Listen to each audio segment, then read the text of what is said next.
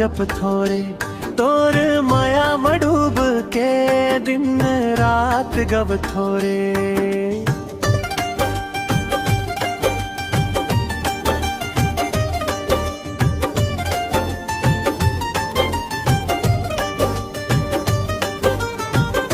अखी के इशारा मां जादू कस बस गे तोर बिना ए संगी मोर जिंदगी अधूरा है।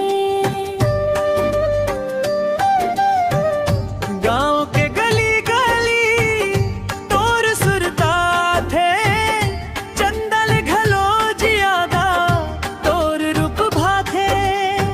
महुआ की छाव मां बैठ के गोठिया वो संगी बने रही वो जन्म जन्म निभावो। मोर मन के धड़कन तोर नामे चलते तोर एक मुस्कान में दुनिया बदल थे।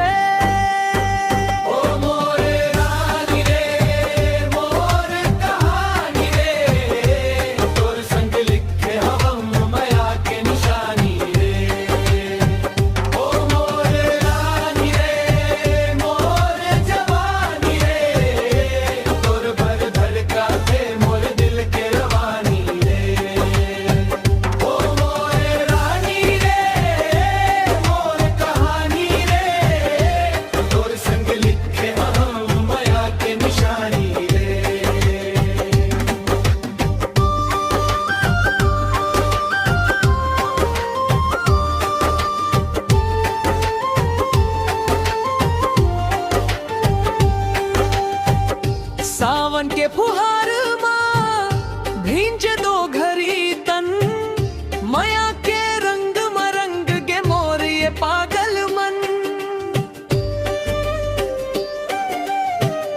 बंसी के तान जैसे मीठ लागे बात तोर संग रही वो संगी जिंदगी भर दिन रात। तोर हाथ धर के मैं रास्ता चली हुआ सुख हो चाहे दुख तोरे संग रही हा।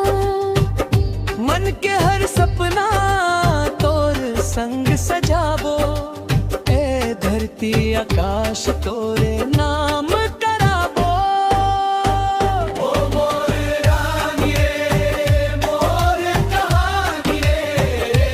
तोर संग लिखे हवा माया की निशानी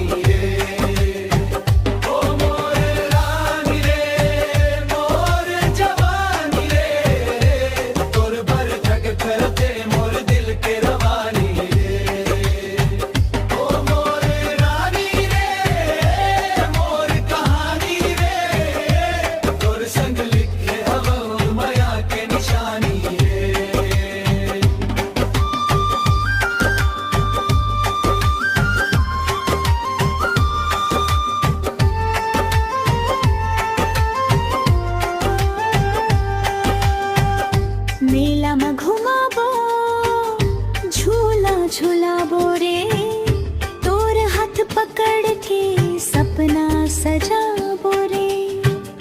भाग्य में लिखे रहे तोर मोर जोड़ी दुनिया कही देही माया वाली जोड़ी। बाऊ के पनिहारी न दावत रही जही तोर मोर माया के चर्चा तले